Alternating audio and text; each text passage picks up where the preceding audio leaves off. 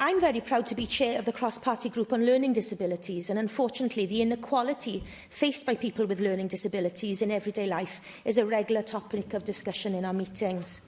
There can be nothing more every day than money, but over the last few months, Mencap Cymru have heard from many people concerned that more and more businesses and organisations are moving to cashless payments only for their goods and services. As many people who have a learning disability do not have access to their own bank accounts, or their cards may only allow them to withdraw cash but not pay by card, they are unable to pay for everyday things solely by card. This means they are unable to have equal access to many shops, restaurants and leisure amenities. But while an individual with a learning disability may not have the capacity to manage a bank account or use debit or credit cards, they certainly have the capacity to use cash, and this is an important part of their independence, helps them with budgeting items, ensuring they don't get into debt. So, Minister, what is Welsh Government doing to enable people with learning disabilities to pay for things with cash wherever and whenever they need to preserve their independence, confidence and agency, ensuring they can participate fully in society?